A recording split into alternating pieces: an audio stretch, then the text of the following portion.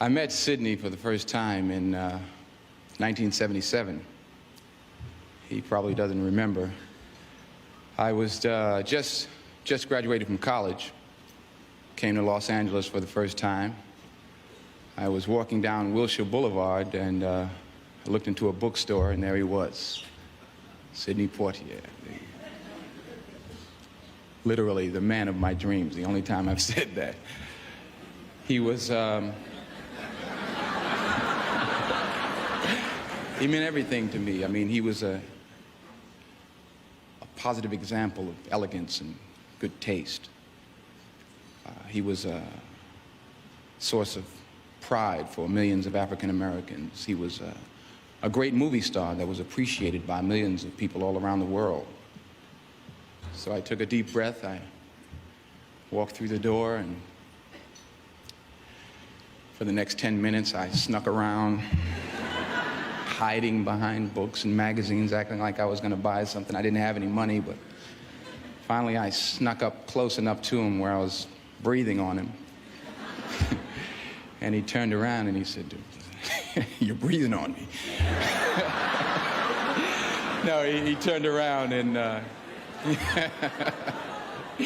turned around and said, "How are you?" I said, I'm Denzel Washington. You don't know me. I haven't done anything." But he was very kind to me, and I felt at that point we were friends. So I did what any friend would do, any actor would do. I took out my picture and resume, started begging for a job. But he was very patient with me. He was very kind to me, and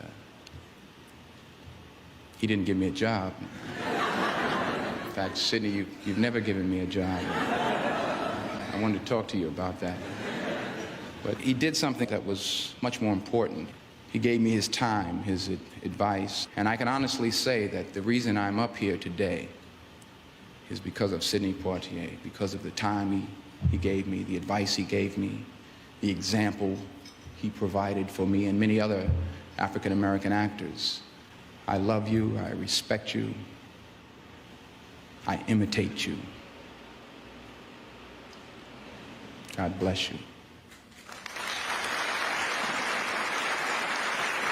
From time to time, the Academy bestows an honorary award on a member of the film industry, sometimes for a body of work, sometimes for work done to better the industry, sometimes for the influence created among other filmmakers around the world.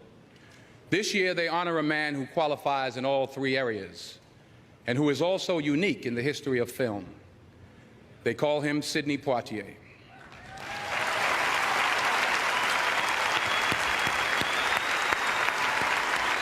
Before Sidney, African-American actors had to take supporting roles in major studio films that were easy to cut out in certain parts of the country.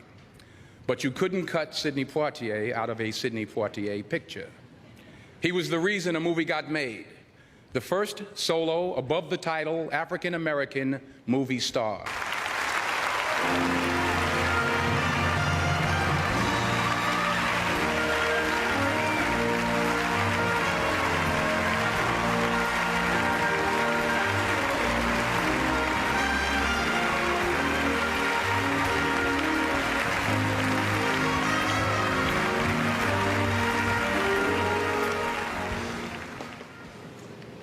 I arrived in Hollywood at the age of 22 in a time different than today's, a time in which the odds against my standing here tonight, 53 years later, would not have fallen in my favor. Back then, no route had been established for where I was hoping to go. No pathway left in evidence for me to trace. No custom for me to follow. Yet here I am this evening at the end of a journey that in 1949 would have been considered almost impossible, and in fact might never have been set in motion were there not an untold number of courageous, unselfish choices made by a handful of visionary American filmmakers, directors, writers, and producers each with a strong sense of citizenship responsibility to the times in which they lived, each unafraid to permit their art to reflect their views and values, ethical and moral, and moreover acknowledge them as their own. They knew the odds that stood against them, and their efforts were overwhelming and likely could have proven too high to overcome. Still, those filmmakers persevered, speaking through their art to the best in all of us, and I benefited from their effort. The industry benefited from their effort. America benefited from their effort.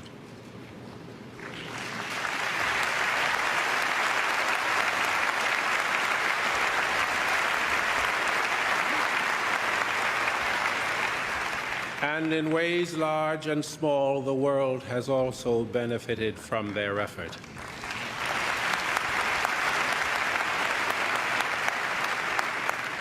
Therefore, with respect, I share this great honor with the late Joe Mankiewicz, the late Richard Brooks, the late Ralph Nelson, the late Darryl Zanuck, the late Stanley Kramer,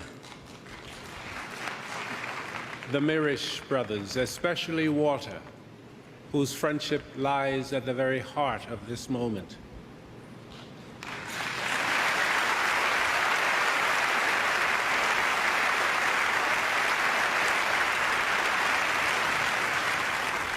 Guy Green, Norman Jewison,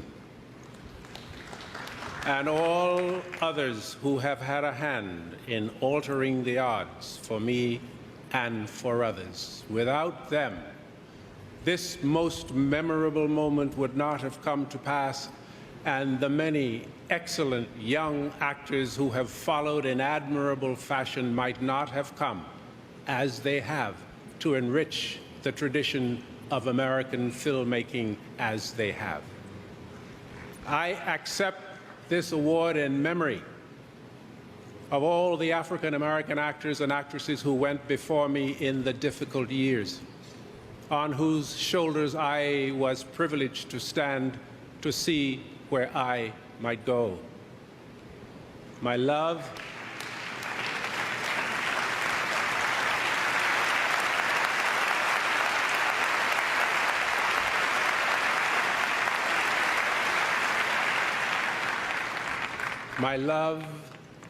and my thanks to my wonderful, wonderful wife, my children, my grandchildren, my agent and friend, Martin Baum, and finally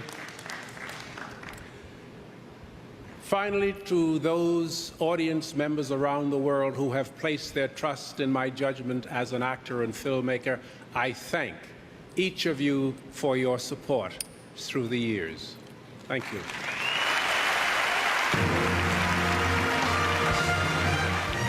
God is great. From the bottom of my heart, I thank you all. 40 years I've been chasing Sidney. They finally give it to me. What do? They give it to him the same night. I'll always be chasing you, Sidney. I'll always be following in your footsteps. There's nothing I would rather do, sir. Nothing I would rather do. God bless you. God bless you. When Denzel Washington accepted his award that evening, and I was given the honorary award the same evening, it was a special evening. I mean, that I was getting an honorary award for a body of work, and Denzel Washington was receiving the Academy Award, Best Actor Award, for a job most magnificently done.